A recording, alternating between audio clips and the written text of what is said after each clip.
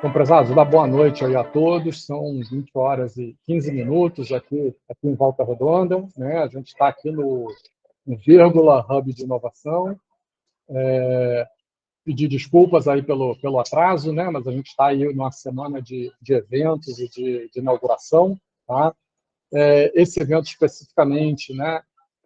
Está aqui para o lançamento, né? Do nosso livro aí, as hélices da inovação, né, uma obra coletiva, né, que muitas pessoas participaram, algumas delas estão aqui presentes hoje, outras estão online, né?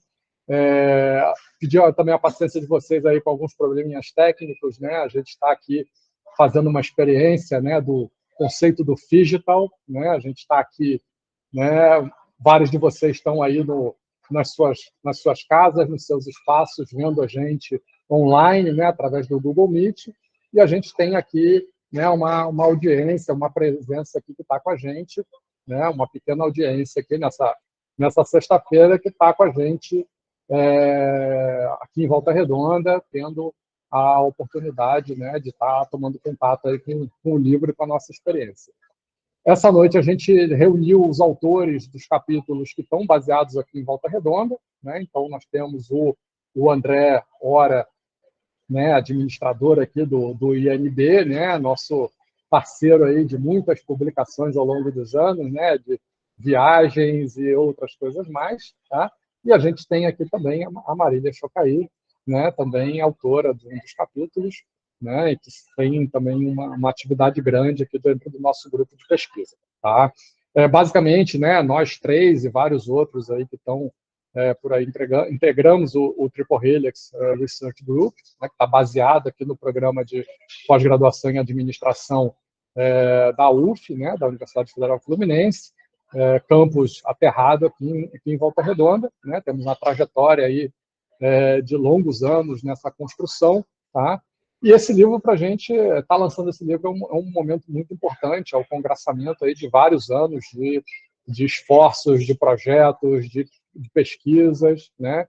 E a gente quer dividir esse momento com vocês, tá? A gente está vendo aqui, né, no online, a Andréia Mineiro, né, nossa amiga, parceira aí, co-organizadora do livro, né, que atravessou aí muitos momentos né, da gente estar ali lendo as propostas, os capítulos, discutindo, né?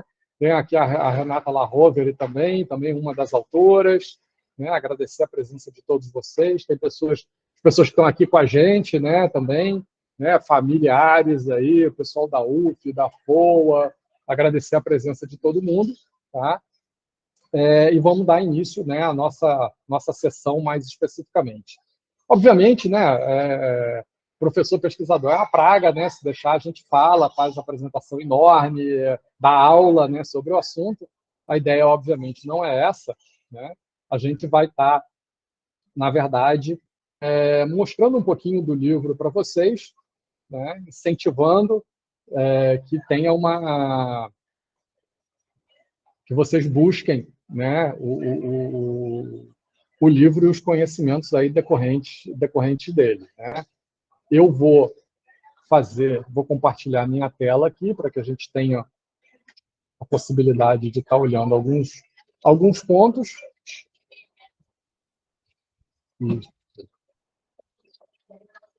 E aí a gente vai poder falar um pouquinho do livro, né, para vocês, que eu acho que é mais importante desse momento, né? Estou olhando aqui, né? Então, está todo mundo vendo. Né? Primeiro, assim, por que, né, a discussão, por que tem esse nome das hélices da inovação?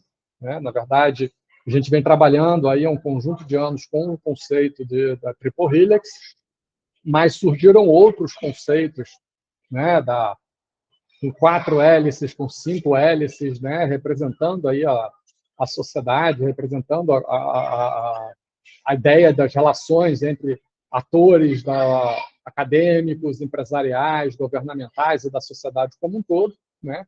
E aí, para a gente ficar falando, não, né, não é a nossa proposta dizer quantas hélices são, né? A nossa proposta é tentar fazer com que elas interajam e funcionem, né? Então, esse é essa é a ideia essencial do livro. Eu não vou me apresentar, vocês já me conhecem. Basicamente, a gente dividiu essa obra em 4 partes, como uma obra colaborativa, né? Não tinha meio diferente de ser feito, tá? Então, a gente tem uma parte inicial, né, onde a gente trabalha conceitos, né? A gente revisita o conceito da Triple Helix, discute esses outros modelos, outras ideias, né? E aí vem alguns trabalhos que olham aplicações, né, também teóricas, olham a evolução do modelo, etc. Né? Então, eu vou estar apresentando um pouquinho desse capítulo 1 e 2 para vocês de forma introdutória, né? Depois a Marília vai fazer uma apresentação com relação ao capítulo 4, que tem uma overview aí da evolução desse modelo, né? O André vai entrar um pouquinho mais lá na frente. A gente tem uma segunda parte, onde tem uma série de aspectos derivados, principalmente do conceito de Triple Helix. A gente revisa a literatura de interação universidade-empresa, né? A gente rediscute essa relação, né? Como é que a universidade quebra as suas barreiras e responde melhor à sociedade, né? A questão dos ecossistemas de inovação, né? O que a gente chama hoje, nesse âmbito da universidade empreendedora. Tá? A gente tem uma terceira parte que envolve um pouco mais a parte de políticas públicas, discussão sobre regulamentação, né, que aí são apenas dois capítulos, e tem uma parte final, tá, onde a gente discute aspectos mais relacionados às aplicações desse projeto. Tá? Deixa eu avançar um pouquinho. Tá? Na verdade, assim, a gente tem uma apresentação mais ampla, né, que poderia ser feita, tá? Mas a ideia aqui não é essa. A ideia é a gente ter um bate-papo mais informal, sem perder o lado, né, o lado acadêmico. E a ideia é que a gente vá ao longo dos próximos meses fazendo isso com os demais autores dos outros capítulos, etc., né, para que a gente possa cobrir e disseminar, né, o conteúdo desse livro. Tá? E aí, né, basicamente, a gente quer tratar alguns conceitos iniciais, né, sobre Triple Helix. Até o momento que a gente está vivendo aqui também tem a ver com isso. Tá? Para os que não estão aqui, né, mas para vários que estão aqui hoje com a gente também, a gente inaugurou na última quarta-feira esse espaço onde nós estamos, que é o Vírgula Hub de Inovação Volta Redonda. Tá? É essencialmente um hub de inovação, quer dizer, nós temos aqui um espaço de coworking, né, de atividades, e nós temos aqui um outro espaço que a gente está trabalhando. Vamos trabalhar aí disseminação de cultura empreendedora, vamos trabalhar, né, eventos, seminários, e essa semana teve uma agenda aí bastante extensa, que está se encerrando exatamente com esse evento que a gente está realizando aqui. Então, né, esse hub é exatamente um resultado de uma relação entre atores das esferas, universidade, empresa e governo, né? É uma associação entre a Universidade Federal Fluminense, né, a Unifoa, a UGB, que são universidades aqui da região, né, com a Prefeitura de Volta Redonda, com a Câmara de Dirigentes Lojistas, né, representando o segmento empresarial, e também o SEBRAE, né, que tem uma tradição de apoiar o empreendedorismo e a inovação. Tá? E para quem não está aqui, não está vendo a gente está no shopping, né? Estamos aqui no Shopping Parque Sul, na entrada da cidade, né? E a ideia de trazer esse espaço para o shopping foi exatamente de estar disseminando o empreendedorismo e a inovação, né, para a sociedade local aqui, tentando dar a nossa contribuição, estar mais próximo, né? E aí tudo, na verdade, que está escrito nos capítulos do livro, né, de outras experiências que a gente tem vivenciado, né, e que a gente vai estar comentando. Tá? Então, essa também vou aproveitando, né, fazer essa propaganda aí do Vírgula e de outras iniciativas que a gente vai fazer em prol aqui do desenvolvimento do ecossistema da região. A gente teve agora, mais cedo, uma palestra aqui, uma mesa redonda com startups, empreendedores de risco e afins. E agora a gente está fazendo um evento um pouquinho mais acadêmico, né? Mais próximo aqui vamos dizer assim, das discussões mais conceituais. Tá?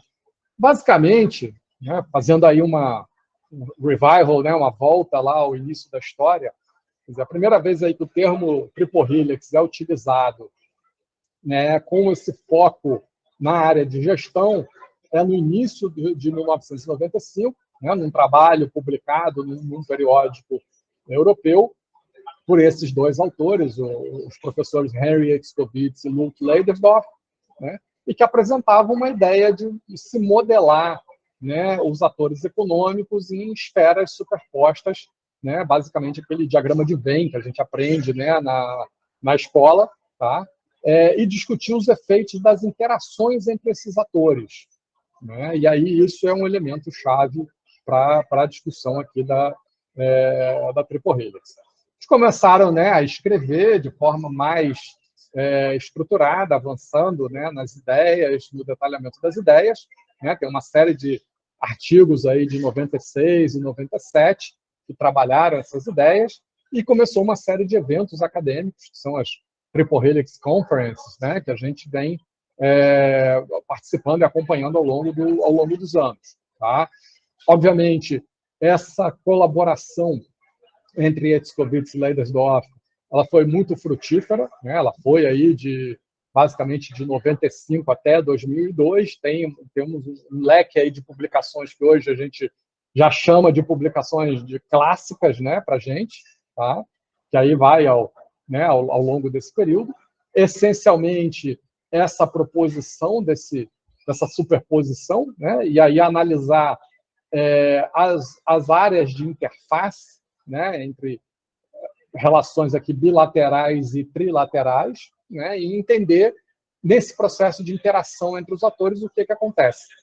Obviamente, quando você, né, interage aí um ator com o outro, né, a gente leva o conhecimento que a gente tem, que a nossa organização tem, mas a gente também, né, incorpora conhecimentos, experiências, né, que acontece às vezes, né, a gente aqui vai visitar uma empresa, né, obviamente traz aquela experiência daquela visita, a gente traz para as nossas aulas, né, coisas desse tipo. Então você tem transformações internas, né, em cada esfera, influências, né, de atores de uma esfera em outra, né, criação de estruturas, né, como resultado dessas interações. Né? Então, o próprio vírgula que a gente está aqui hoje é uma estrutura desse tipo. Né? As incubadoras de empresas, os parques tecnológicos e tantos outros. Né? O parque tecnológico é o tema que o André vai estar trabalhando com a gente hoje, que é o tema de pesquisa dele. Tá? Um efeito recorrente aí de médio e longo prazo, né, da interação entre esses atores. Tá? A gente, obviamente, tem que ter um cuidado, né, de uma formalização do conceito. Né? A gente entende a Triple Helix como uma analogia, uma metáfora para compreender uma interação não linear entre atores que geram conhecimento, que utilizam, né, conhecimento para gerar bens e serviços, né, e que regulam e fomentam a atividade econômica. Né? Então, a ideia é que esses atores dessas diferentes esferas interajam, visando, né, gerar ali conhecimento, transmitir esse conhecimento para a sociedade, né, na forma aí de bens e serviços, né, e que esse processo de desenvolvimento, criação, né, e realização de novos bens e serviços, né, gere desenvolvimento econômico e social. Tá? Então, tem uma série de configurações, né, que os dois criadores dessa abordagem propõem. Né? Não vou, obviamente, me aprofundar muito nisso. Né? O livro está aí para vocês lerem. Né? Basicamente, o que a gente fez... Deixa eu voltar aqui um minuto. Basicamente, o que a gente fez aqui dentro do grupo de pesquisa, né? A gente foi lá na literatura original, a gente voltou à literatura. Na verdade, mais do que isso, né, o trabalho acadêmico desenvolvido por essa rede internacional, ele não estava completamente mapeado. Né? Então, o que a gente fez foi identificar na literatura, a partir dos anos 80, né, todas as menções a relações universidade-empresa, universidade empreendedora. Encontramos ali cerca de 260 artigos. Desses artigos, né, nós fizemos uma seleção dos artigos que são mais, né, que seriam mais densos ou de mais conteúdo, né? Fizemos a tradução de parte desse material. Esse conteúdo, inclusive, está disponível hoje, né, no site aí do nosso grupo de pesquisa, no blog. Fizemos também a gravação de parte desse conteúdo traduzido, né, de discussões que ocorreram em disciplinas. Isso também está disponível no canal do YouTube. E a própria ideia desse livro também, né, como uma aplicação ou uma discussão voltada para o Brasil. Né? A gente entende que o conceito ele se disseminou muito rapidamente no Brasil, a partir do fim dos anos 90. A comunidade científica brasileira ela é bastante integrada, né, à comunidade internacional, participando da Triple Helix Association, das conferências, né? Mas que, em algum aspecto, a gente talvez não tenha entendido ou não use totalmente, né, o potencial da Triple Helix. E aí, vários dos capítulos, né, que compõem o livro, na verdade, se debruçam em fazer aplicações, em discutir o conceito, em discutir se ele é adequado ou não. Né? E isso, obviamente, tem a ver com trabalhos que a gente vem desenvolvendo aqui no grupo, né? Trabalhos que a Andrea vem fazendo lá na Unifei, a própria tese de doutorado dela, trabalhos que a Adriana, né, que é a nossa outra organizadora, vem fazendo lá em Viçosa, lá com o NTP, né? Trabalhos que colegas, né, da Unicamp, da Unicinos, da Federal do Rio Grande do Sul, né, e vários, né, que estão integrando aí esse livro, vem fazendo aí dentro dos seus respectivos espaços. Tá? Basicamente, né, em termos de formalização, a gente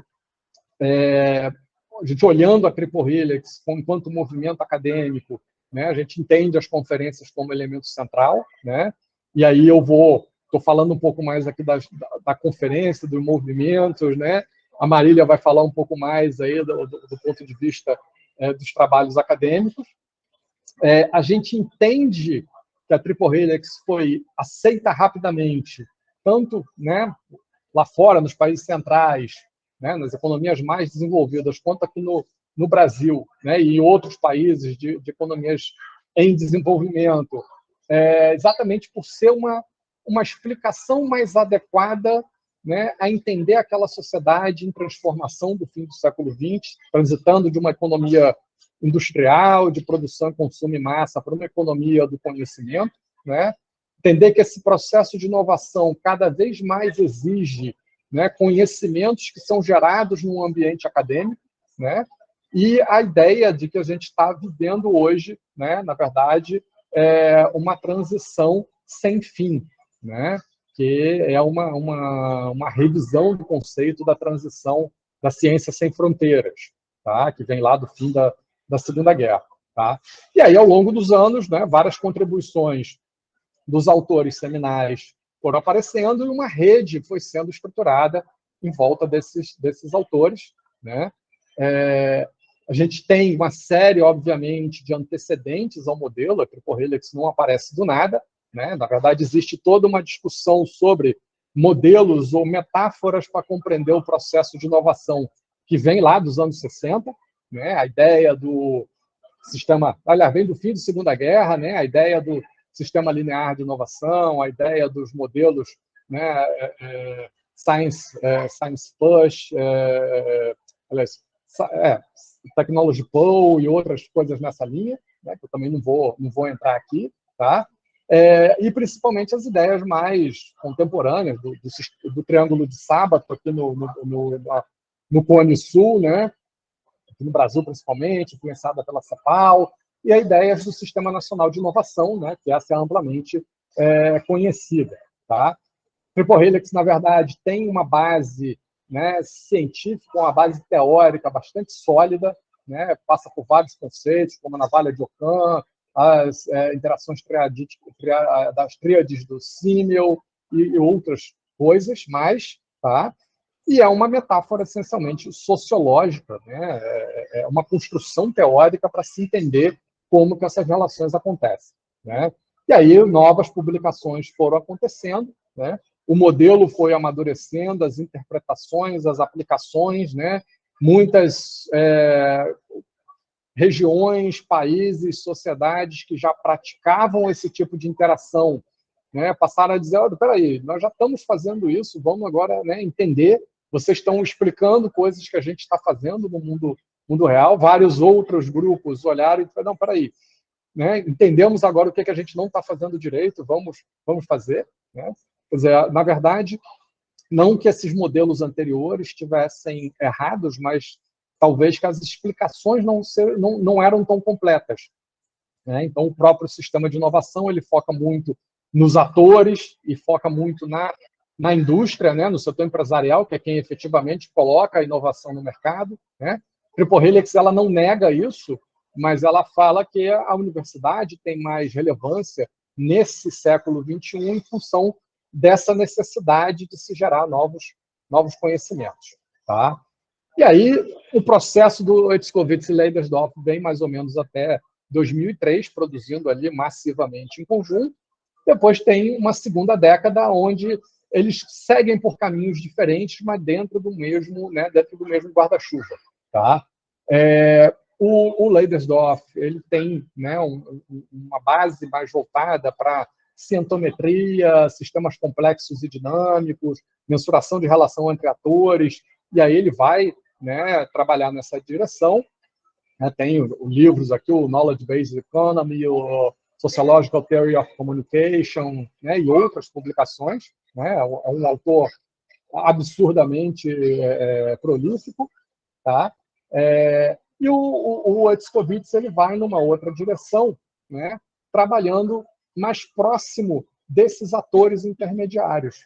A discussão do empreendedorismo, da política de ciência, tecnologia e inovação, né, e dos ambientes como incubadoras e parques. Né, e aí faz também uma série de parcerias com outros autores. Aqui no Brasil, particularmente, né, a difusão mais consolidada do modelo ocorre a partir de 2008 e 2009, com o lançamento desse livro, né, o The Triple Helix. Em 2009, eu tenho uma versão em português, né, e que é essencialmente as referências que a gente encontra, né, na literatura nacional. Né. A gente espera que agora, né, o nossas hélices da inovação passe a ser essa referência, até porque tem uma série de casos aí que trabalham, né, as questões do Brasil. Tá? Na essência, né, o Triple Helix se concentra na análise de relacionamentos mútuos e interações entre essa tríade de autores, tá? Tá? E o arcabouço geral é a economia velocionária, as abordagens institucionalistas da teoria econômica, né, complementada por uma perspectiva sociológica aí dos processos de inovação. Ou seja, é uma teoria que nasce, né, transdisciplinar. Né? E aí, muitas vezes, abordagens, né, não tão multidisciplinares ou transdisciplinares não conseguem compreender, né, toda a complexidade do modelo ou da teoria. Tá? Existe toda uma discussão se é um modelo, se é uma teoria, se é uma metáfora. Né? Não vou entrar nisso hoje. Né? Acho que isso aí daria um outro seminário, né? Um outro evento para a gente discutir. Tá? Mas tem algumas ideias que são essenciais, né? E aí eu vou caminhar nessas ideias e vou parar aqui, né? E passar para a Marília e depois para o André. Tá? Basicamente, a ideia de você, né, modelar setores ou atores econômicos como esferas. Né? Isso não é originalmente, não é uma ideia original do Hetzkovits e Leidersdorf, mas outras áreas da economia, vários outros autores já trabalharam, tradicionais, né, já trabalharam com esse tipo de abordagem, mas eles usam, né, se apoiam nisso e utilizam, e é central no modelo. Né. A questão da combinação de abordagens, quer dizer, a Triple Helix ela é micro e macroeconômica ao mesmo tempo, que ela tem uma abordagem neo-institucional, né, dos atores, e ela também tem uma abordagem evolucionista, mais complexa. Tá? A questão das revoluções acadêmicas, que é o que está por trás, né? A ideia de que a universidade passa a ter um papel novo, né? Não só ensino e pesquisa, como a gente conhece aqui no Brasil, ensino, pesquisa e extensão, mas também impacto na sociedade, apoiar o desenvolvimento da sociedade, tá? E a ideia também, né, decorrente disso, da ciência empreendedora, da universidade empreendedora, né, dos grupos de pesquisa como quase empresas e outras ideias nesse bojo, tá? Então, assim, e a ideia também da construção de espaços híbridos e de consenso, né? Então, são todos elementos que estão aí, né? Então, a gente olha hoje, né, o espaço que a gente está aqui essa noite, do Vírgula, né, e ele é exatamente um espaço híbrido, né, onde você tem atores de esferas diferentes, né, que estão trabalhando em conjunto, né, visando disseminar o empreendedorismo e a inovação. Tá? Obviamente, a literatura de Hetzkovitz e Leidersdorf, ela tem lacunas, né? Algumas dessas coisas foram exploradas, alguns desses temas foram explorados por outros autores, né? Mas quando a gente revisita a literatura original, a gente encontra aí alguns espaços ainda para a gente trabalhar, né? Primeira lacuna o Triple Helix, apesar de falar de interação, né, ela é essencialmente uma abordagem acadêmica. Então, hoje a gente não tem, né, vamos dizer assim, uma receita de bolo para aplicar, né? E aí os atores governamentais e empresariais, quando se aproximam, né, na verdade, eles sentem a falta, né, da possibilidade de você, né, dizer assim, olha, peraí, tem um manual, peraí, como é que eu aplico? Na ideia, na abstração, é muito bonito, mas como é que eu faço isso na prática acontecer? Então, esse é um aspecto, né, que a gente sempre ouve, é preciso fazer as hélices girarem, né? E aí, nesse sentido, tem um campo de atuação aí para, né, para a Triple Helix Association, para pesquisadores acadêmicos, para consultores, etc. Além disso, não tem ferramentas e técnicas para você trabalhar a Triple Helix, né, para você entender ela, né, na prática, no cotidiano. Algumas coisas estão aparecendo, o nosso grupo de pesquisa mesmo vem trabalhando nessa linha, né, vocês vão ver isso na apresentação do André. Tá? Você também não tem, hoje, uma forma clara de medir todas essas relações, né? O Leidersdorf, ele avança bastante nisso, você tem os indicadores tradicionais de ciência e tecnologia lá, número de patente, licenciamento, né, faturamento de royalties, investimento em P&D, etc., né, que é o CDE, MED, tem aí os manuais, etc., mas a Triple Helix vai além dessas coisas, né? Então, o que não é, né, codificável, o que você não consegue transformar numa patente, o conhecimento tácito, a confiança, né, a maturidade de um ecossistema, essas coisas a gente ainda não consegue medir, né? E, obviamente, talvez não consiga nunca, né? Então, são questões para serem trabalhadas, tá? E aí tem uma série de tópicos que se abrem nesse campo para se explorar. Questões de transferência de tecnologia e mecanismos e ambientes de inovação, né? A gente tem visto nos últimos anos aí um crescimento absurdo das incubadoras, aceleradoras, hubs, dos parques tecnológicos, né? Dos centros de inovação, está nesse bojo aí, né? E é algo que a gente vem se dedicando a estudar aqui. Tá? O papel dos intermediários, né? Ou seja, os atores que fazem, né? Os knowledge brokers, os atores que fazem a intermediação entre o conhecimento e a tecnologia, entre a tecnologia e a inovação, como é que essas relações elas acontecem, como é que essa tradução acontece, tá? Obviamente, o papel do governo, né? A gente sempre fala que o governo tem que dar a legislação e apoiar ali com recursos, subsídios, mas muitas vezes não é só isso, né? Quer dizer, talvez o governo, em vários momentos, ele tem um papel de aglutinar atores, né? De liderar processos também, né? Então, tem, né, toda a discussão do Public Venture Capital também, que é trazida pelo Hetzkovitz e outros autores, né? Tem uma literatura mais recente da economia, da Mariana Mazzucato, que se acopla a essa discussão aqui, tá? E do ponto de vista também de desenvolvimento regional, discussões de cidades inteligentes, né? Da revisão da forma de operacionalização de projetos de desenvolvimento regional e por aí afora, tá? E dentro da universidade também, né? A gente está aqui, obviamente, num grupo que é eminentemente acadêmico, né? olhando,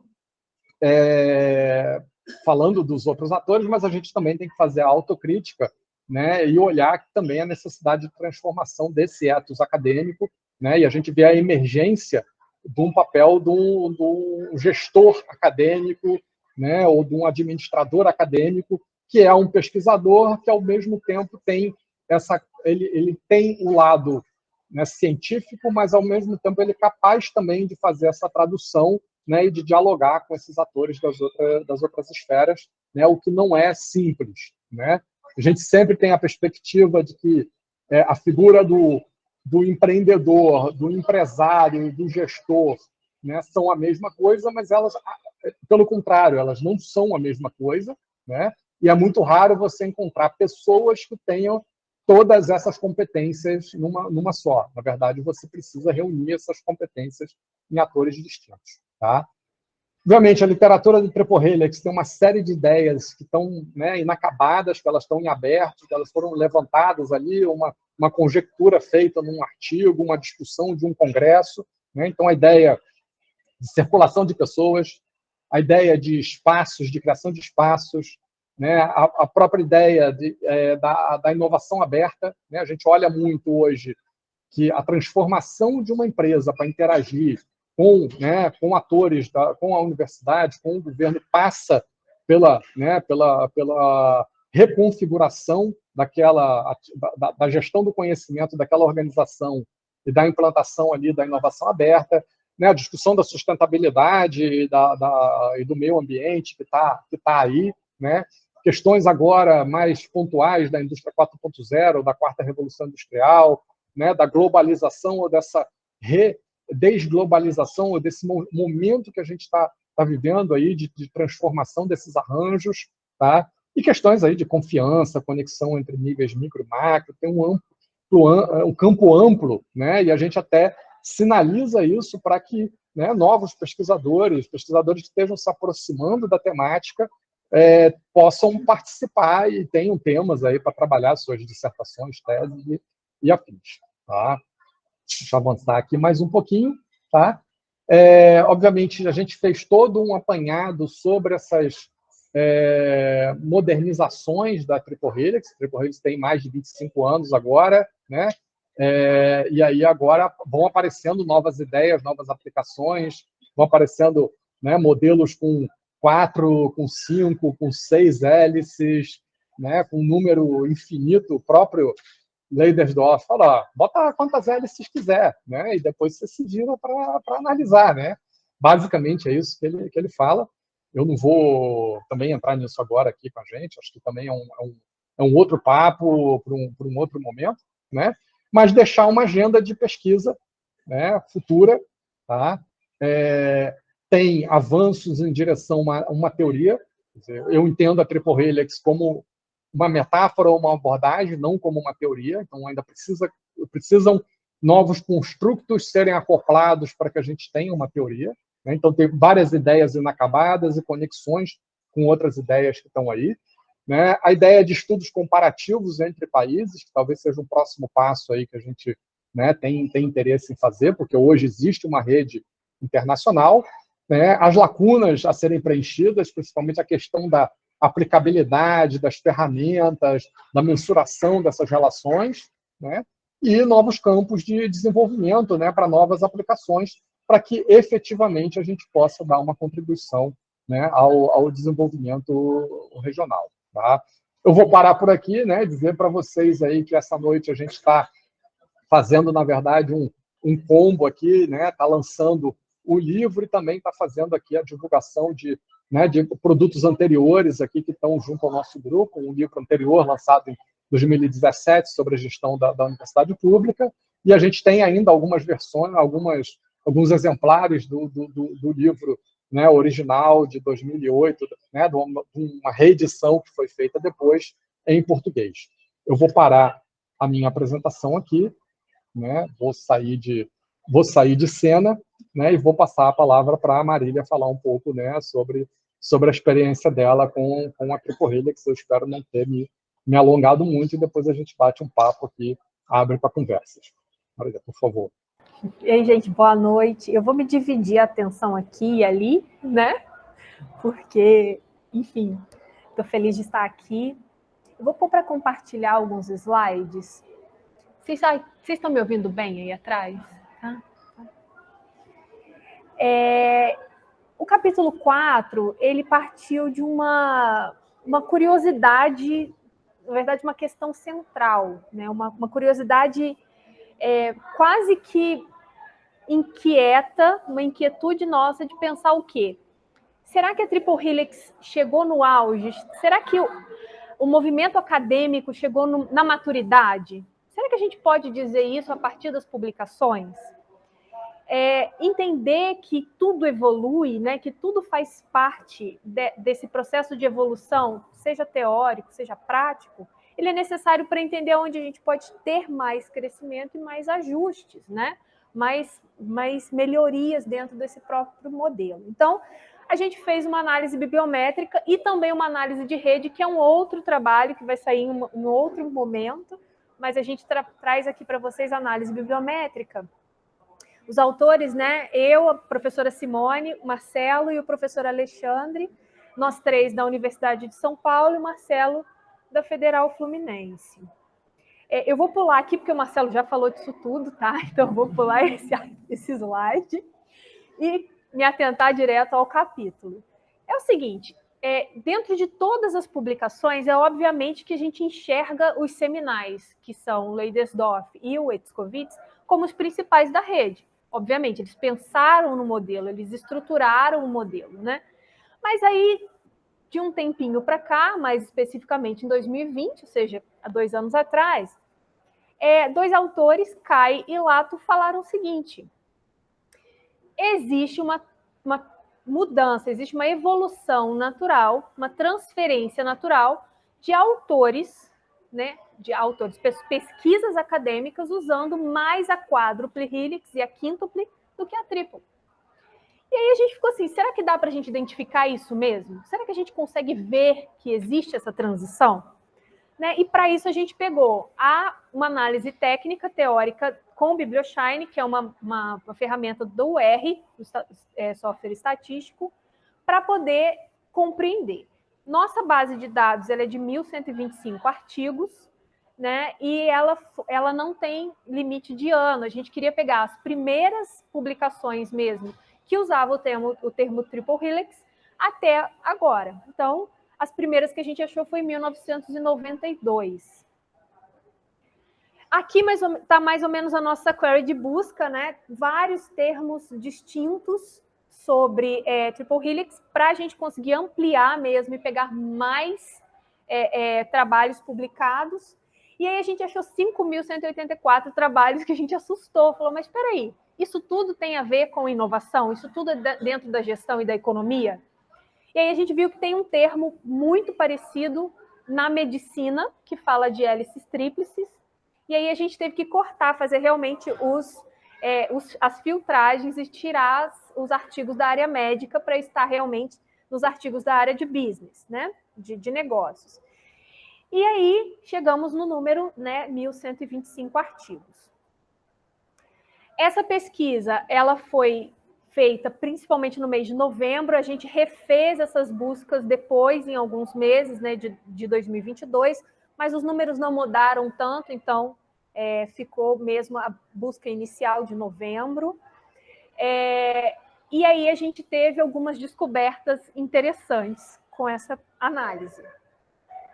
Desses 1.125 trabalhos, a gente percebeu que são 415 fontes acadêmicas distintas. E dessas fontes, temos revistas acadêmicas, livros, anais de eventos e alguns tipos de buscas, né, de, como é que fala? Call for papers, tem cartas, working papers, tem vários artigos, vários trabalhos. Esses 1.125 trabalhos, eles contam com 37 mil referências bibliográficas. E 92,6% desses trabalhos, ou eles estão em periódicos, 67%, ou artigos em anais de eventos. Ou seja, a Triple Helix, a estrutura de discussão da Triple Helix, ela é ou da maioria, obviamente, ou de publicação desses trabalhos e tornar essa discussão pública, ou trazer essa discussão para a própria área, né, para o próprio grupo Triple Helix, para discutir a respeito dessas ideias, né? Essa rede ela é composta atualmente por 2.367 autores, e somente 187 desses autores têm uma publicação solo, ou seja, apenas ele como único autor. Isso dá uma média geral de 2,1 autores por artigo. Os top 10 trabalhos, eles não nos impressionaram, no sentido de que estão os seminais. Então, você tem Hetzkovits e Leidersdorf, tem desse, tem Hetzkovits de novo, tem desse de novo, mais lá embaixo, Hetzkovits de novo. Então, isso não nos impressionou, no sentido de que, ok, se eu estou falando de uma teoria, né, se eu estou falando de algo que fala especificamente de Triple Helix, eu tenho que falar de quem trouxe a Triple Helix para a discussão. Isso é óbvio, né? Só que alguns pontos dessa análise, elas se destacaram. Quando a gente fala do trabalho mais recente e que ele é mais importante na rede, ele é de 2015.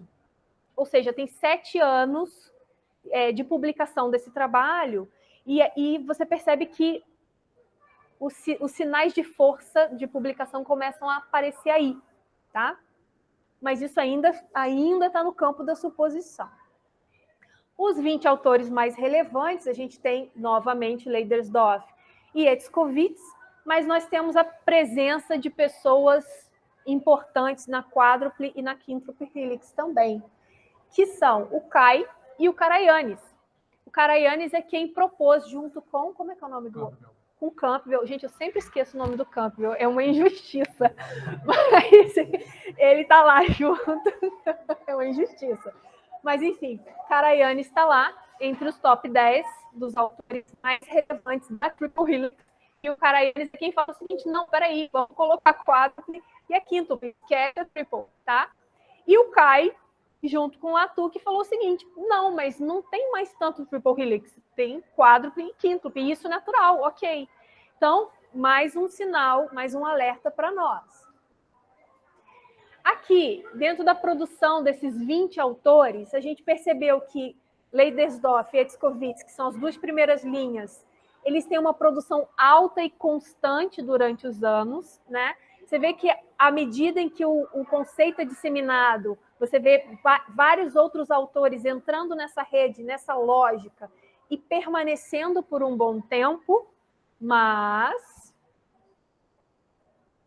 você percebe... Ué, peraí. Não é nessa, eu dei spoiler. Mas você percebe que o termo quádruple helix começa a aparecer. Então, você vê, olha aqui, palavras-chave mais frequentes. Você tem triple helix e inovação, isso é óbvio. Mas parte para a horizontal aqui no 5º quadrado da direita para a esquerda, ou da direita para a esquerda é o 2º, né? Da esquerda para a direita, o 5º. O quádruple helix está ali. Isso começa a chamar... Obrigada. Gente, Marcelo. Isso começa a chamar a atenção de que ou você tem uma análise crítica a respeito das 2 teorias, no sentido de que o que a quádruple helix traz de novidade, por que ela é diferente da triple, tá? Ou você vê efetivamente uma migração de análise prática utilizando a quádruple helix crescendo, tá? Seguindo, as universidades, ou seja, as afiliações mais importantes, nós temos Amsterdã, que é onde está Leidersdorf, certo? Em primeiro, você tem a Jongenan, é assim que fala? Jongenan, que é a da esposa do Hetzkovits, que está em segundo, né? E tem o do Hetzkovits também mais lá para baixo. Né? Tem Stanford também, tem Success e tem São Paulo, a Universidade de São Paulo e a Universidade de Taiwan. Por que que eu sinalizei isso? Dentre essas 20 universidades principais, as 2 únicas de economias em desenvolvimento são as de Taiwan e a Universidade de São Paulo. As demais, elas estão focadas especificamente em ambientes de inovação de países de economia desenvolvida. E aí você tem o primeiro sinal de que talvez o porquê de uma possível transição, tá? Dos 20, isso é consolidado nesse gráfico. Dos 20 principais países, você vê que os Estados Unidos é disparado. Tem 6.200 citações dos Estados Unidos dentro desses 1.125 trabalhos. O que isso significa? Significa que as pesquisas elas estão voltadas para ambientes de inovação em economias desenvolvidas, ou elas estão utilizando sempre estudo de casos de economias desenvolvidas como comparação. Então, eu tenho aqui uma comparação de algo em desenvolvimento e eu tenho aqui uma comparação de algo que já desenvolveu. E os Estados Unidos, ele é conhecido mundialmente, né, reconhecido, com ambientes de inovação muito bem desenvolvidos, né? Seguindo. Aqui, você vê que muda um pouquinho a figura. Peraí, mas se eu tenho 6 mil citações dos Estados Unidos, mas o país que mais publica é a China, por que eu não tenho 6 mil indicações da própria China? Né? Por que não aparece nem a China lá naquele outro gráfico? Então, você percebe que existe efetivamente essas comparações. E aqui, nessa análise, realmente, por autor de correspondência, a gente começou a perceber o seguinte: a Triple Helix fala de associação, fala de união, de agregar realmente universidade, indústria e governo, e ela tem, ao meu ver, tá, gente? Eu sou uma Hellis doutoranda, não sou ninguém, mas, a meu ver, uma pouquíssima colaboração entre autores e países. Por quê? Se eu tenho 130 artigos chineses, né? Vamos no primeiro ponto ali.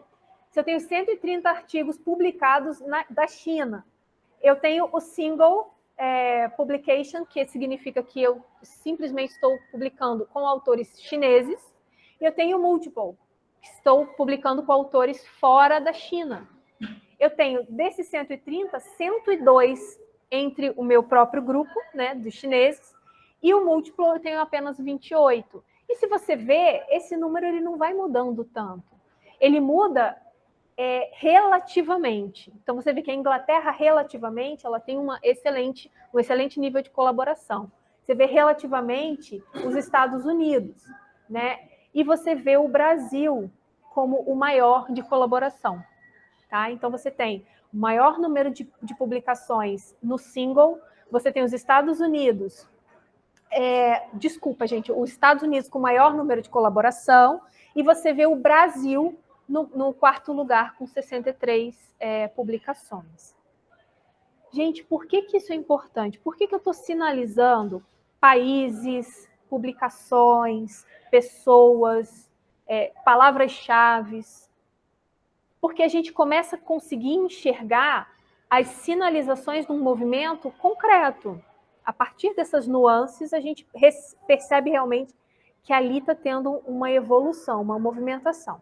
Aqui são os principais journals, tem o Scienmetrics primeiro, né?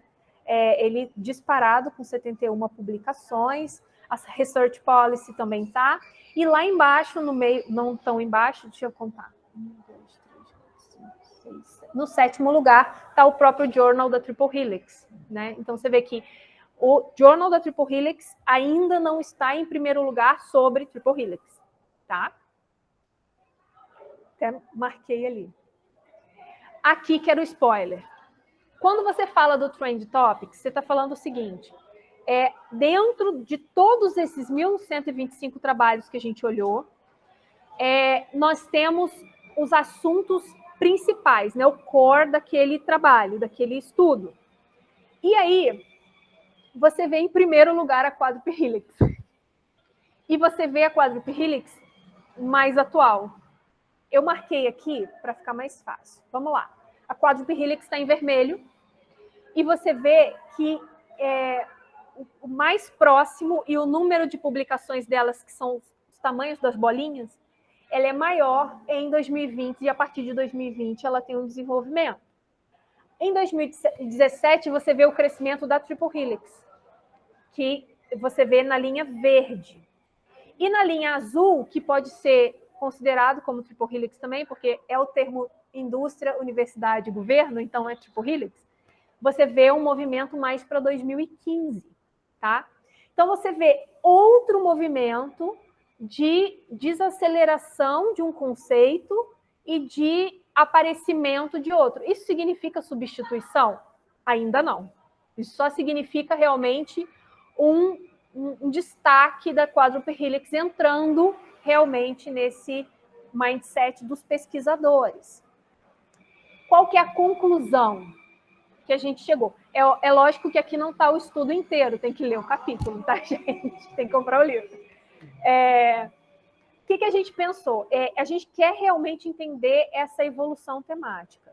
E a gente, com certeza, a gente identificou vários indícios de uma transição efetiva de uso maior da quádruple helix. Isso significa o abandono da triple helix? Não. Isso significa que a triple helix está datada ou é que ela está superada? Não. Isso significa apenas que em determinados ambientes de inovação, a quádruple helix tem se mostrado um pouco mais acertada. Porque ela coloca um pouco mais de atores, né? Ela enxerga outros atores, como a sociedade civil, dentro daquele ambiente. E aí que foi a grande sacada do capítulo. A gente conseguiu entender, e aí a gente conseguiu mapear, junto com a análise de redes do outro trabalho que a gente fez, que ambientes de inovação colocados em economias em desenvolvimento, vamos colocar assim, análises de ambientes de inovação em economias em desenvolvimento, eles são majoritariamente estudados pela triple helix. Então, os autores, Brasil, África, Taiwan, eles estão majoritariamente focados na triple helix, porque os ambientes de inovação dessas economias não são desenvolvidos tanto quanto Estados Unidos, Noruega, enfim. Mas países com economia desenvolvidas, eles têm efetivamente sim olhado para outros atores. E aí a nossa suposição então, como eu tenho já um ambiente um pouco mais organizado, faz sentido eu olhar outras variáveis. Faz sentido eu olhar a sociedade civil. Faz sentido eu olhar a sustentabilidade, o meio ambiente. Eu criar N hélices, como o Leidersdorf falou. Então, a gente não entende como uma substituição. A gente entende que esses trabalhos que estão sendo publicados, que estão sendo reconhecidos, eles estão olhando para locais que transbordam o conceito da triple helix. Mas que o conceito da triple helix ele é tão útil e de tanto poder e crescimento para a economia em desenvolvimento que a associação precisava olhar para esses ambientes com um pouquinho mais de carinho, tá? Então, esse foi o nosso capítulo 4. Espero ter conseguido explicar. Eu vou passar para o André. Marcelo, quer falar alguma coisa? Não. André, contigo. Pode passar para o André assume aí, depois a gente abre uma rodada aí para bater papo, né, com a audiência e com a audiência online, com a audiência presencial. Pessoal, muito boa noite para todo mundo que está no link. Boa noite para todos vocês aqui também. Quero começar a minha fala agradecendo a presença de vocês, vieram prestigiar numa sexta-feira à noite, todo mundo cansado dos compromissos da semana, mas estamos todos aqui prestigiando o evento, prestigiando o espaço e prestigiando o professor Marcelo, a Marília e a mim também, está na frente desse episódio, desse evento, né? Para mim é muita alegria poder estar aqui, é uma honra. Eu sou fruto do esforço da universidade pública, né? Fui aluno de graduação e de mestrado, sendo orientado no mestrado pelo professor Marcelo. A gente tem aqui o professor Rafael também, que me deu aula na graduação. Também para a Marília também, né? Que legal. Então, assim, colocar o meu agradecimento, né, a vocês, em primeiro lugar, a parceria, né, muito profícua. O professor Marcelo, no início da fala dele, colocou isso, né, que a gente fez algumas publicações junto, viagem a título, né, inseridos no contexto de mestrado também, de projeto de pesquisa, junto com a Marília, a gente estava junto na Noruega e tudo mais, uma experiência muito marcante para mim. Então, externar, assim, a gente tem que dar honra a quem tem honra, né? Um conceito bíblico, e até para quem não acredita na Bíblia, né? Dar honra a quem tem honra, e estender também, assim, um reconhecimento, né? Aí não a título de agradecimento como algo que eu recebi, mas como cidadão, né? Tem outros professores aqui também, professora Úrsula, de repente outros que eu não conheço, então é muito legal a gente poder ver, né? Eu sou resultado disso, a Marília também, né? O esforço, todos nós, né? Todos nós, que o professor, desde a base até num programa de pós-doutorado, esse é o resultado que a gente vê, né? Que a gente percebe voltando para a sociedade. Hoje eu sou administrador nas indústrias nucleares do Brasil, aqui em Resende, né? Também como fruto desse esforço, né? A gente chegou até lá e outros patamares maiores ainda virão pela frente, com base nisso. E também exaltar, né, o produto que é aqui, esse hub de inovação, né, do Vírgula, todos os seus agentes envolvidos, todos os seus stakeholders.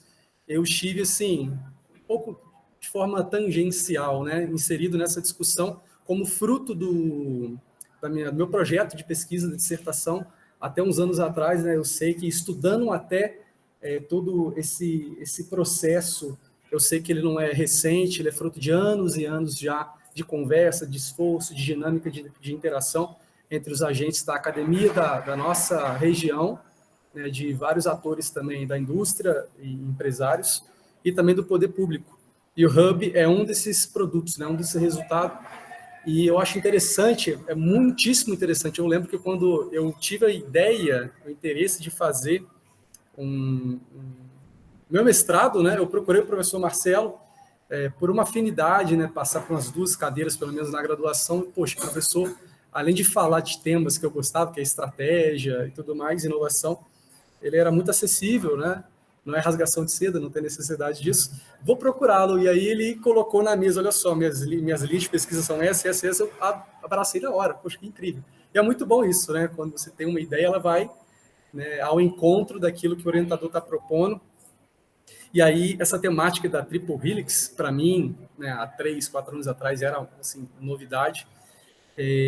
Por mais que o professor tenha, né, falado aqui para todos os ouvintes, espectadores, que é apenas uma metáfora, uma ideia, eu entendo plenamente e concordo, mas eu vejo um respaldo prático no sentido do produto, do próprio ambiente que a gente está aqui, né?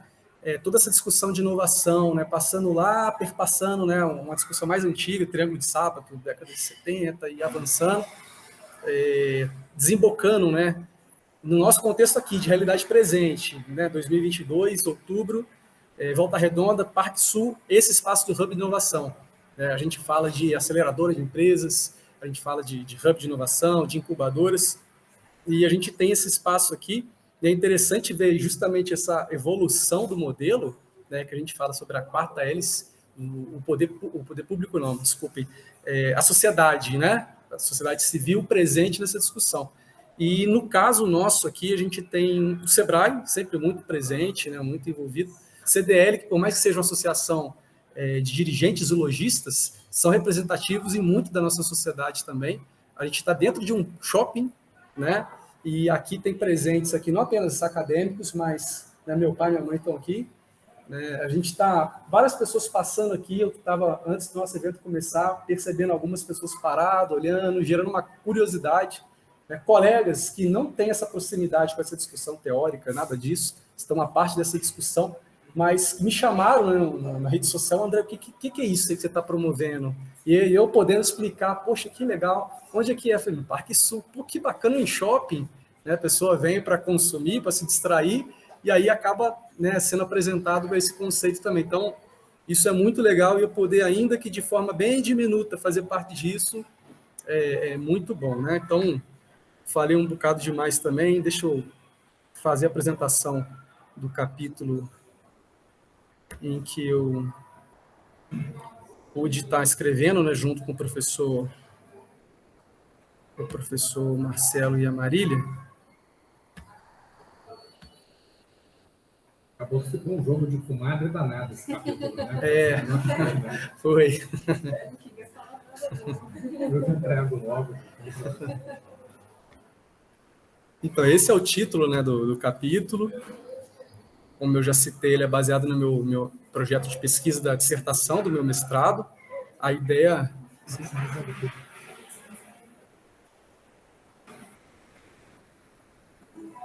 era justamente, né, fazer uma leitura teórica com aplicação prática a respeito do conceito de parque tecnológico, né? Dentro da discussão de inovação, temos vários ambientes, né, que podem ser discutidos e pensados a temática da inovação na sociedade, e um desses ambientes é justamente o parque científico e tecnológico, né? Parque de inovação e suas várias acepções. São vários conceitos desdobrados, né, que os autores, que a teoria vem trazendo para a gente. E qual que é a ideia principal desse projeto de pesquisa? O professor Marcelo já falou bem aqui. A ideia do parque tecnológico, ela faz sentido quando a gente quer pensar a confluência de esforços de agentes da sociedade com o mesmo propósito, com o mesmo objetivo, gerar inovação. Para quê? Para gerar desenvolvimento, né? E para quê? Tem vários produtos que podem advir desse desenvolvimento, né? Maior captação de tributos para o poder público, geração de postos de trabalho, né? E por aí vai. E não está muito explícito aqui, mas na introdução eu venho assim trazendo até a ideia de evolução enquanto capital intelectual, a inovação não, o desenvolvimento e desdobramento disso na sociedade. A gente tem vários modelos em que os governos e os países colocaram a sua ênfase, e a gente tem, na virada do século XX, um novo cenário, né, que tem-se uma ênfase maior na sociedade do conhecimento. E a gente vai chegar, então, nessa discussão de triple helix, quádruplo helix, quíntuplo e por aí vai. E o professor colocou aqui na apresentação dele, já no finalzinho, como uma questão de uma certa, digamos, lacuna, limitação do modelo da triple helix, que seria a sua dificuldade de mensuração, a sua dificuldade até de aplicação. Então, a gente teve como uma problemática dessa minha pesquisa justamente como a gente fazer uma avaliação desses ambientes de inovação, em especial os parques tecnológicos, né? Com base nisso, o professor, né, fruto de trabalho dele, pregresso, desenvolveu uma ferramenta, né, fruto também de uma análise de outros autores, para poder tentar aplicar na gestão desses ambientes de inovação e trazer algum feedback, trazer alguma resposta, né, para a gestão desses ambientes, visto que eles não são como uma simples empresa, uma simples universidade, são ambientes híbridos e que você tem a veia privada, a veia pública, o interesse da sociedade civil, né, essas discussões mais avançadas de sustentabilidade. Então, dados modelos não dão conta de justamente lançar luz e refletir, né, a respeito desses modelos. Então, a gente pegou esse modelo, o AMIEN, né, nomenclatura aí do modelo de ferramenta, né, de avaliação desses ambientes do professor Marcelo, para aplicar em 3 parques tecnológicos já maduros, né, um hoje, atualizando para a data de hoje, se eu não me engano, 33 anos de existência, outro 19 e outro, se eu não me engano, 23. Foi feito, né, foi escolhido um estudo de múltiplos casos, né, para a parte mais teórica, do meu referencial teórico, foi feita uma análise bibliográfica e documental, e para o levantamento de dados, propriamente dito, a gente foi em campo, né, em loco, fazer entrevistas com os autores envolvidos nesses ambientes, né, tanto com os gestores, alguns empresários e professores também representando a hélice acadêmica desses ambientes. Muito já foi falado aqui acerca da triple helix, dos modelos, né? Eu adiantei um pouquinho falando o que seria esses parques científicos tecnológicos de inovação, e são muitos muitos conceitos realmente, né? A Marília colocou aqui a quantidade de trabalhos que são desenvolvidos ao longo de anos, jogando luz a respeito de vários temas que estão intricados um no outro, né? Acaba esbarrando. E o Parque Tecnológico, a gente tem alguns desses conceitos estabelecidos, né? Pelo autor seminal, um dos principais ao lado do Leidesdorff, né? O Hetzkovits. Eu não coloquei aqui, mas outra instituição que eu bebi muito da fonte também na minha pesquisa foi a IASP, né, a Organização Internacional desse tipo de ambiente de inovação, trazendo o que seria, né, a configuração desse arranjo físico, desse ambiente de inovação para a gente. Na gestão, eu também já citei aqui o desafio que é você gerir esse ambiente de inovação, né? E a gente precisa ter, né, justamente esses 3 autores em confluência e outros também, né? Eu vou citar um pouco mais adiante, mas trazendo um breve adiantamento aqui. Uma coisa que eu percebi como resultado dessa pesquisa é a dificuldade, às vezes você tem, né, na governança, no regulamento de um parque tecnológico. Você tem uma cadeira para um representante do poder público municipal, você tem a cadeira para X representantes, né, da indústria local, mas só comportar na sua estrutura organizacional a presença desses 3 elementos não quer dizer necessariamente que está havendo ali uma dinâmica, né, que seja produtiva, que faça essas hélices girar. Então, essa, além de outras questões, são algumas das dificuldades, dos desafios para se gerir esse tipo de ambiente. E falando um pouco mais sobre a ferramenta, né, desenvolvida pelo professor Marcelo Amaral, o AMEN, ele tem 11 eixos, né, na sua composição, que a gente aplica, né? Isso aqui, na verdade, é um questionário, eu sentando ali com o meu entrevistado, seja um professor, seja um empresário, seja um representante de um ente público, do poder público, né? A gente colheu esses dados, né, através de uma entrevista e aplicação do questionário também, para poder entender, fazer essa coleta, né, dessa impressão no seu sentido qualitativo do que seria a impressão desses atores a respeito do ambiente em que ele atua ali, né? Tempo de implantação, e aí ele coloca, né, o peso na escala de 1 a 3, o que esse fator tem mais peso ou não, né, na ótica desse agente, apoio, né, do poder público, participação da sociedade local também, se a sociedade está um pouco mais afastada dessa discussão, ou se ela está mais presente através, né, de eventos e tudo mais, liderança, estrutura da gestão, entre outros, passando até por qualidade de vida, ambiente de trabalho, né? Tanto do trabalhador, né, que trabalha ali, seja na gestão do parque, seja as empresas que estão inseridas ali, a universidade também, quanto os transeuntes também. No parque tecnológico do Rio de Janeiro, por exemplo, a área é muito ampla e tem espaço de convivência, tem alguns eventos, isso faz uma diferença, por isso também que esse fator está dentro do modelo, né, dentro da ferramenta.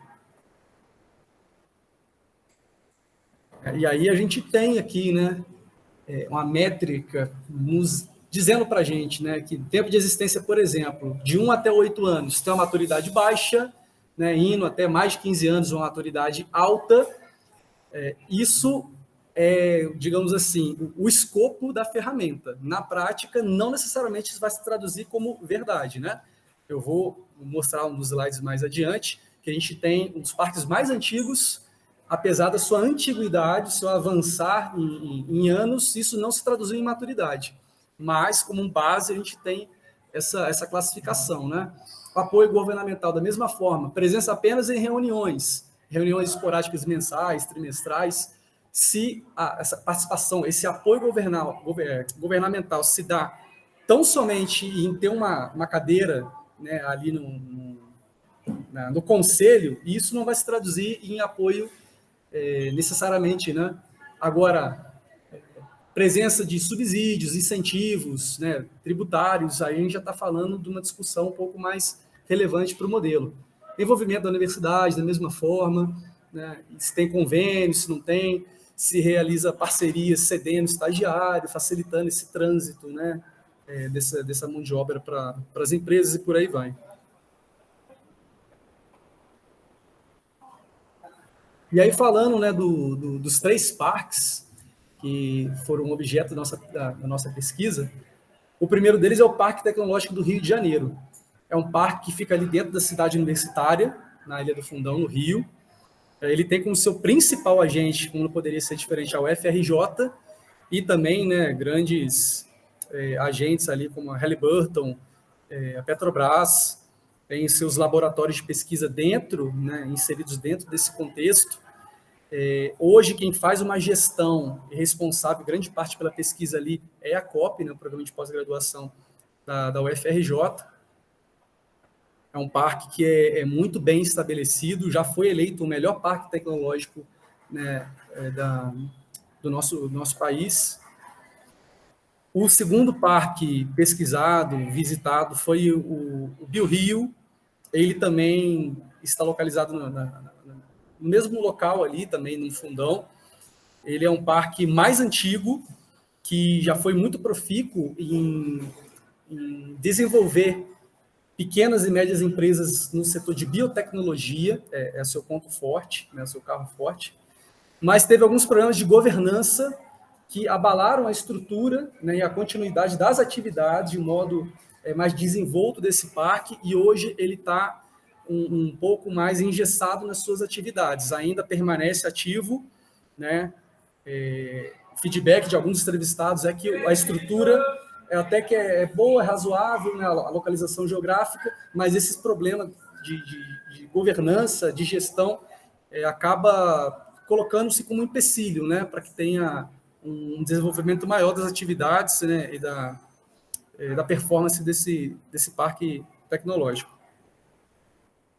E o último objeto da pesquisa foi o Parque Tecnológico da região serrana, o Serratec. Ele desses 3 parques, é o mais novo, né, o mais recente, apesar de já ter quase 20 anos de existência. É um parque que tem uma característica muito própria, porque dentre todos os parques tecnológicos do Brasil, é o único que ele é descentralizado, não está apenas em um dado na limitação geográfica. Ele está espalhado por 3 municípios da região serrana, Nova Friburgo, Teresópolis e Petrópolis, né?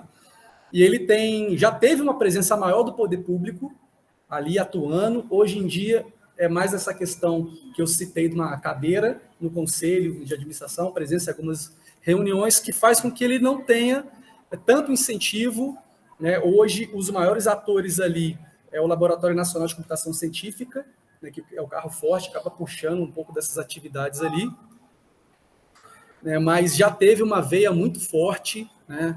O professor Marcelo já desenvolveu trabalho, já aplicou até essa ferramenta num momento anterior. E aqui esse quadro traz, então, o que a gente colheu de dados, né, na sua abordagem qualitativa, né, nos 3 parques. Eu não vou entrar em um por um, até porque fica cansativo e vocês não estão conseguindo ver também aí, né, de longe.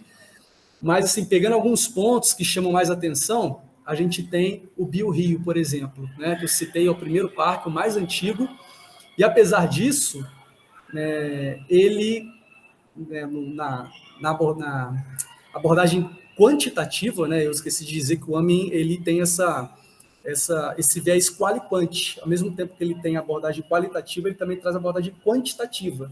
Então, ele é abrangente, né, a gente consegue trazer tanto um espectro quali quanto o espectro quant.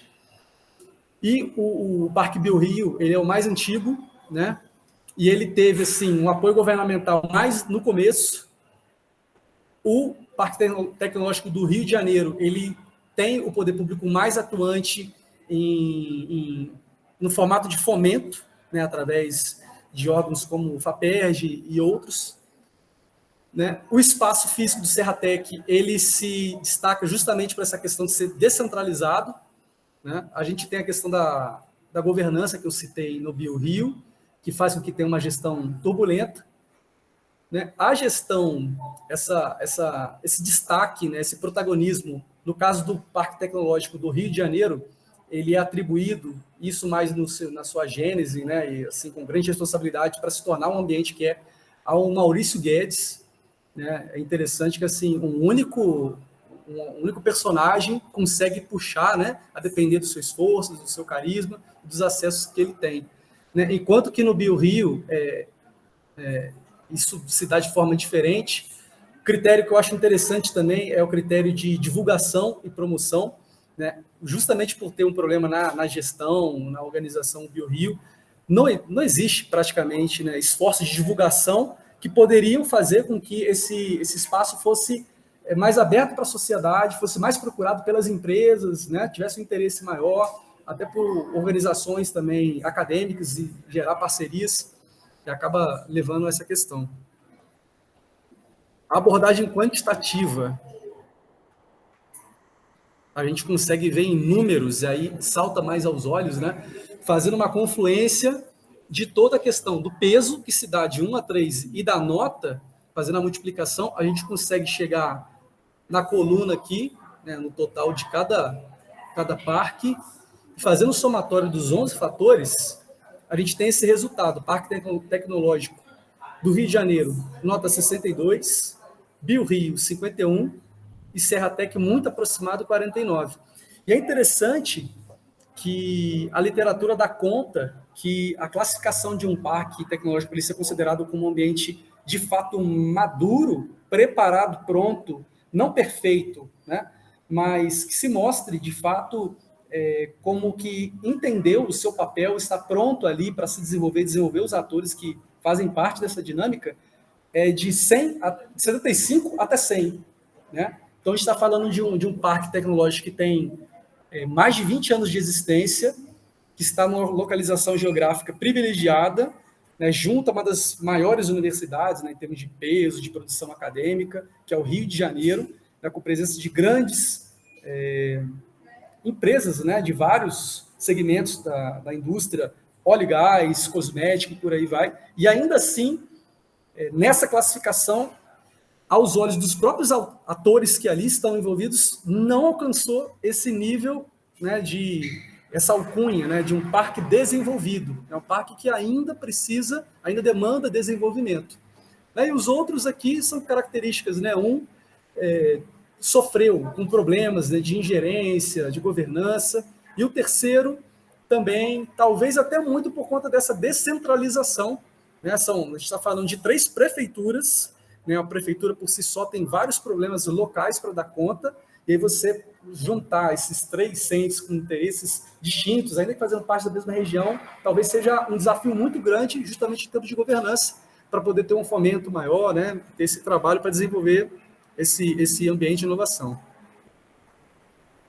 E como fruto, né, com descoberta desses dados, da análise desses dados, a gente encontra algumas semelhanças e algumas diferenças também entre esses parques tecnológicos, né?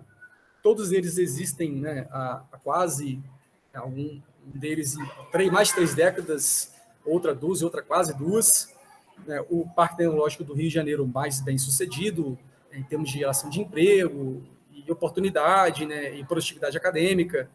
O BioRio, ele hoje comporta poucas empresas, né? Tem feito um esforço, lançando mais editais para poder atrair mais empresas também ali, mas está tendo esse desafio, essa dificuldade. E o Serratec, ele tem toda uma trajetória, né, de um momento de maior produtividade, de maior projeção, e depois muito tocado pelo empresariado, também na figura do Johnny, correndo muito atrás, desenvolver essa discussão, mas sempre esbarrando nessa dificuldade de conversa, de interação e interesses muitas vezes distintos, que eu creio que isso é também uma das dificuldades, né, dessa conversa, né, das 3 hélices conversando juntas, né, para poder gerar ali os seus resultados. Em termos de semelhança, né, a participação do governo é sempre complicado, né? Eu citei aqui a presença nos seus conselhos de administração, nos seus conselhos deliberativos, mas só isso não é suficiente. Quando a gente fala de poder público, a gente fala muito em facilitar a vida do empresário, facilitar a vida, né, da universidade também, quando ela quer se lançar em projetos para pensar o desenvolvimento local e regional.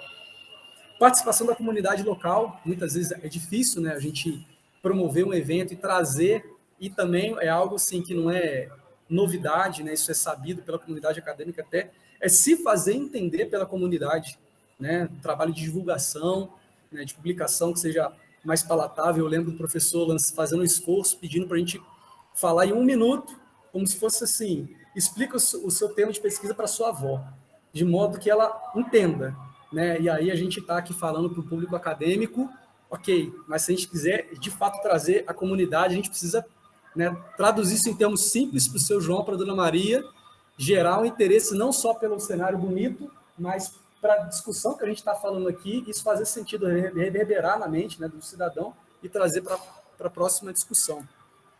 Né, atividade de risco, né, o empresário que entenda e queira aportar risco, né, isso também é um desafio grande, diante de tanta dificuldade tributária, legislação trabalhista, né, fazer com que ele entenda, né, que muitas vezes a paga desse investimento, né, porventura, se ele vier aportar num projeto, num edital, numa chamada, talvez não se dê no curto prazo, possa ser um desafio para ele conseguir enxergar, então se faz mais necessário ainda, né, a construção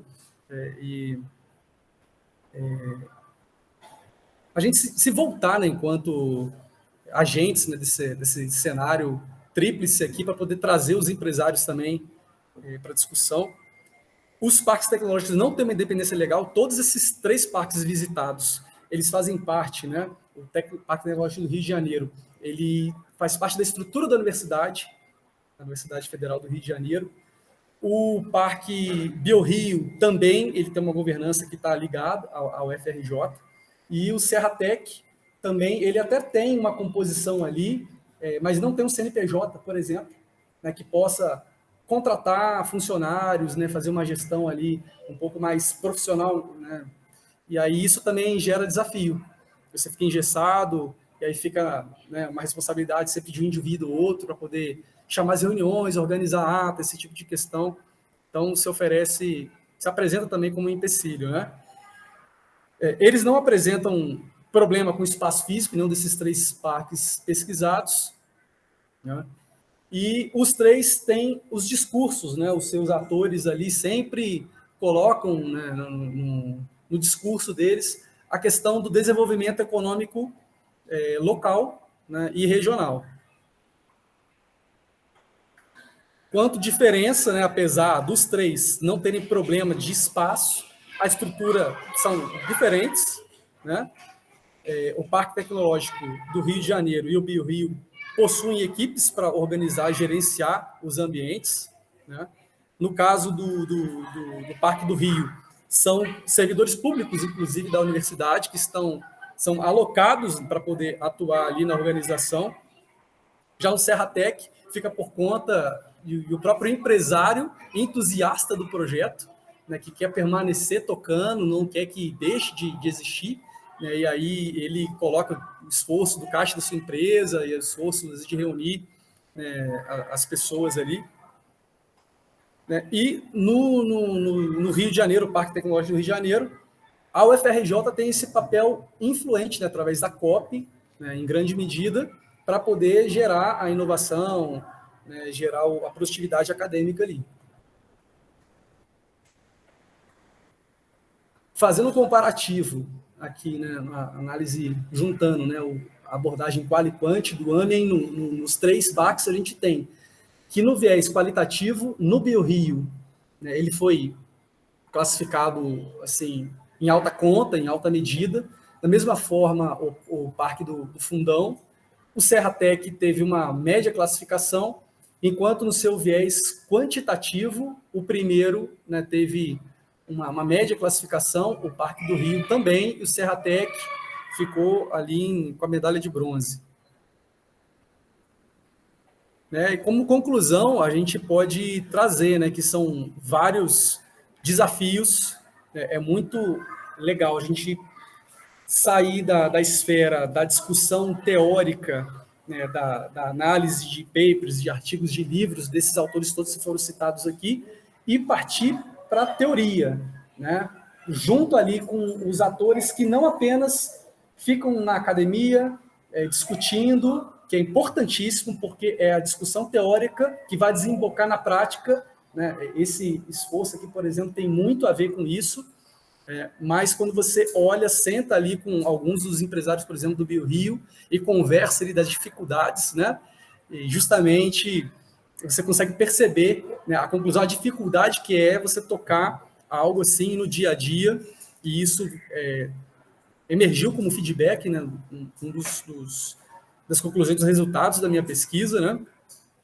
E todos eles precisam, né? Um dos fatores, dos 11 fatores do AMEN é justamente o tempo de maturidade, o tempo de existência, né? E como dito aqui, se você tem um certo tempo de existência, isso vai se traduzir em uma maturidade, não necessariamente, né?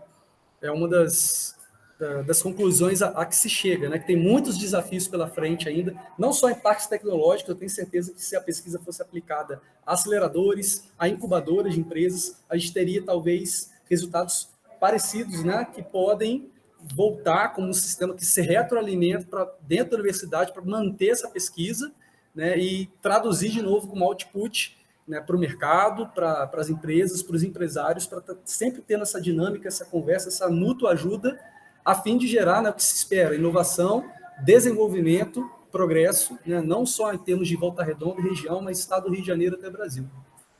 E é isso.